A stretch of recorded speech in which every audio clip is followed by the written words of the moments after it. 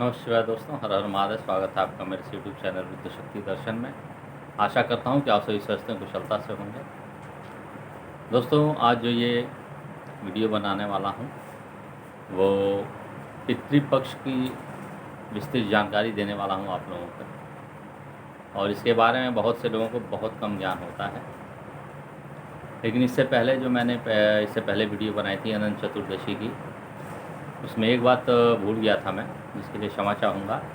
वो जो अनंत का धागा है दोस्तों, जो आप बांधते हैं अनंत चतुर्दशी के दिन, उसके अगले दिन आप उस धागे को उतार करके और केले के पत्ते में लपेट करके, आम का पत्ते में लपेट करके उसको पवित्र नदी में बहा दीजिएगा आप। ठीक है, ये करना होता है आपको। तो चलिए मैं आपको बताता हूँ। देखिए, पितृपक्ष जो होता है, गांव में तो सबको पता होता है, लेकिन शहरी जो लोग हैं उनको इसके बारे में बहुत कम ज्ञान होता है और इससे उनको हानि भी ज़्यादा होती है। तो दो वीडियो बनाऊंगा इस पे। एक तो पितृपक्ष की आपको विस्तृत जानकारी दूंगा, और दूसरी जो वीडियो है दोस्तों वो होगी कि पितृपक्ष में आपको क्या करना है और पितृपक्ष में आपको क्या नहीं करना है, निषेध चीज़ें हैं। और ये जो पितृपक्ष होता है 15 दिनों का होता है, जो कि बहुत ही हिंदू धर्म में या किसी भी धर्म में ये बहुत ही संवेदनशील एक तरह से आप कह सकते हैं, जो कि बहुत पवित्र महीना माना जाता है हिंदुओं के लिए। और विशेषतः जो जितने भी हिंदू होते हैं, इस महीने में क्या होता है, पितृपक्ष का मतलब होता है, देखिए, जो कि आपके पूर्वज एक्सपायर कर चुके हैं, जिनकी मृत्यु हो चुकी है, उनको, जैसे कि उदाहरण मैं दे देता हूँ, जैसे कि आपके पिताजी हैं या आपके दादाजी, मान लीजिए आपके दादाजी एक्सपायर कर गए, तो आपके पिताजी हैं वो उनको पितृपक्ष में तर्पण देंगे। ये तर्पण होता है दोस्तों, देखिए, ये पिंडा बनाया जाता है। पिंडा क्या होता है, जिससे कि कोई चावल का पिंडा बना करके देता है अपने पितरों को, कोई खोआ का पिंडा बना करके देता है, तो उसमें तर्पण किया जाता है। वो पंडित जी होता है, श्राद्ध के मंत्र पढ़ते हैं और उससे आप उनको केले के पत्ते पर नदी के किनारे ले जा करके आप उनको तर्पण किया जाता है। उसमें कुश जो होती है उसका प्रयोग किया जाता है, आम के पत्ते का प्रयोग किया जाता है, और सबसे पहले उस क्रियाओं को करने से पहले मुंडन किया जाता है। तो सबसे पहले आपको बताने वाला हूँ मैं आपको, देखिए कि पितृपक्ष होता क्या है। तो पितर आप समझ गए होंगे कि जो भी आपके पीढ़ी में एक्सपायर कर चुके हैं लोग, उनको पितृ कहा जाता है। और पितृ भी कई प्रकार के होते हैं दोस्तों। देखिए, होता क्या है कि अगर जो आपकी पीढ़ी में क्या होता है कि अगर जो आपके जो पिताजी हैं, मान लीजिए आपके दादा परदादा, चाहे उनके भी पिताजी हों या उनके पिताजी हों, मतलब आपकी पीढ़ी से, मतलब दादाजी एक्सपायर कर गए, उनके उनके ऊपर जितने भी लोग हैं वो आपके पितरों में आएंगे। जो भी जीवित हैं, उन जो मृत हो चुके हैं, वो सभी पितृ योनि में आते हैं। तो होता क्या है, ऐसी मान्यता है कि अगर जो 3 पीढ़ी तक जाने के बाद, जैसे कि मान लीजिए आपके दादाजी एक्सपायर कर गए हैं, आपके पिताजी जीवित हैं, आपके पिताजी को क्या करना है कि अगर जो ये पितृपक्ष में अगर जो पिंडदान नहीं करना है उनको, मतलब पितृपक्ष का उनको दोष से बचना है, तो उसको करना क्या होता है कि 3 पीढ़ी तक, जैसे कि अब आपके पिताजी हुए, तो वो उनको जितने भी अपने पितृ हैं उनको ले जा करके या तो गया में पिंडदान कर दें उन सभी पितृ लोगों का, या तो बद्री विशाल में, बद्रीनाथ धाम में।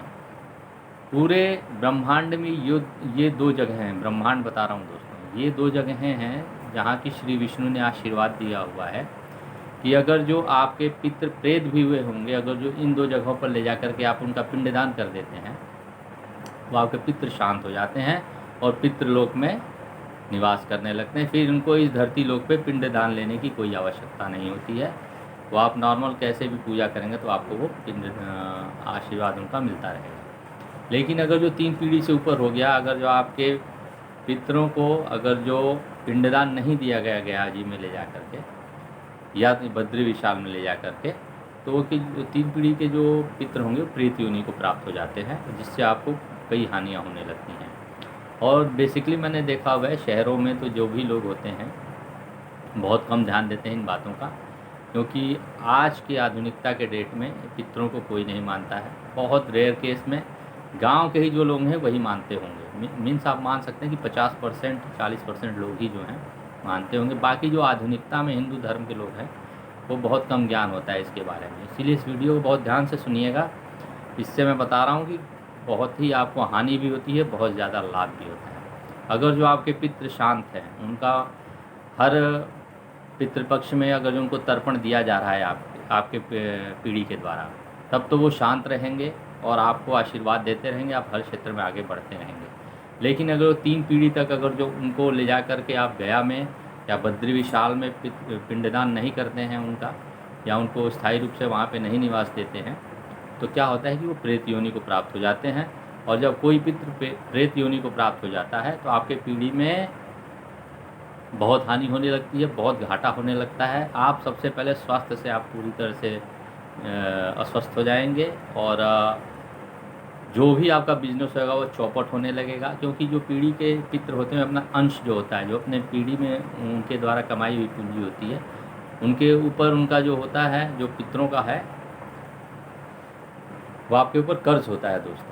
क्योंकि जब तक आप उन्हें शांत नहीं करते हैं, मतलब पिंडदान नहीं करते उनका सही से, तो वो आपके ऊपर कर्ज रहता है उनका। तो उस कर्ज को चुकाने के लिए आपको या तो गया जी जाना पड़ता है, या तो आप बद्री विशाल ले जा करके उनका पिंडदान करेंगे, सही बढ़िया पंडित के द्वारा कराएंगे, तब जाके उनको मुक्ति मिलती है और वो पितृलोक में आराम करते हैं, जा करके वहाँ पे निवास करते हैं। और नहीं कराते हैं तो प्रेत योनि को प्राप्त होते हैं। और ज़्यादा पितृ अगर जो कुपित हो जाते हैं तो अकाल मृत्यु तक आपके पीढ़ी में होना प्रारंभ हो जाता है। ये बात याद रखिएगा।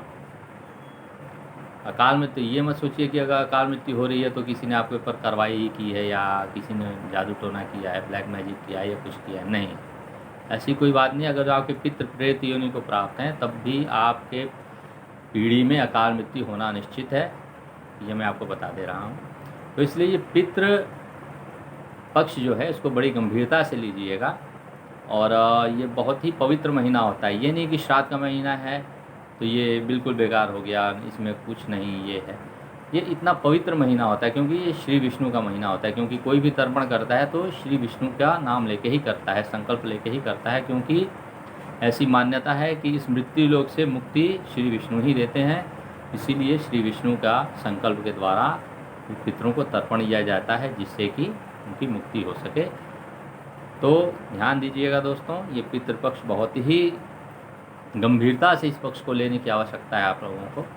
तो ये जो पितृपक्ष है दोस्तों, ये आपका अनंत चतुर्दशी के बाद प्रारंभ हो जाता है। पूर्णिमा के बाद पहली तिथि आती है अमावस्या में, तो ये 11 तारीख से प्रारंभ है और 24-25 तक ये रहेगा।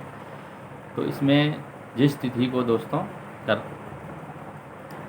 आपका इसके अंदर कुछ चीज़ें वर्जित होती हैं और कुछ चीज़ें आपको आवश्यक करनी होती हैं, तो ये मैं अगली वीडियो में बताऊंगा। मैंने आपको बताया पितृ और प्रेत के बारे में कि पितृ आपके ज़्यादा नहीं, अगर जो सही से स्थायी रूप से अगर जो पिंडदान किया गया है उनका गया में या बद्री विशाल में, तो वो 3 पीढ़ी बाद प्रेत योनि को प्राप्त हो जाते हैं और आपको उनका आशीर्वाद नहीं मिलता और आप पूरी तरह से नष्ट हो जाएंगे, बर्बाद हो जाएंगे। उससे आपको कोई नहीं रोक सकता, क्योंकि वो आपके द्वारा जुड़े हुए हैं, आपके गोत्र के द्वारा जुड़े हुए हैं। इससे आप पिंड नहीं छुड़ा सकते ब्रह्मांड में। जब तक आप जीवित रहेंगे तब तक आपको ये करना है।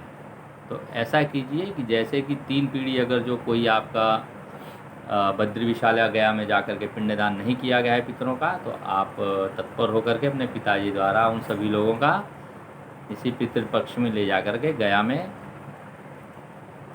और या बद्री विशाल में ले जाकर के पिंडदान कराएंगे, तो आपके पितृ शांत होंगे और आप इतना आगे बढ़ेंगे कि उतना आपको कोई आगे नहीं बढ़ा सकता।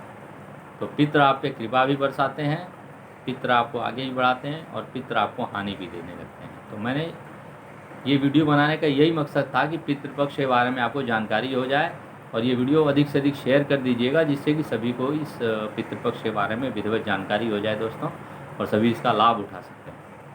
तो आशा करता हूँ कि ये पितृपक्ष वाली विस्तृत जानकारी जो मैंने दी आपको समझ में आ गई होगी। अधिक से अधिक शेयर करिएगा, वीडियो को लाइक करते रहिए, चैनल सब्सक्राइब कर दीजिए दोस्तों, और अगली वीडियो देखना मत भूलिए, क्योंकि मैं अगली वीडियो में ये बताने वाला हूँ कि आपको पितृपक्ष में करना क्या है और क्या नहीं करना है।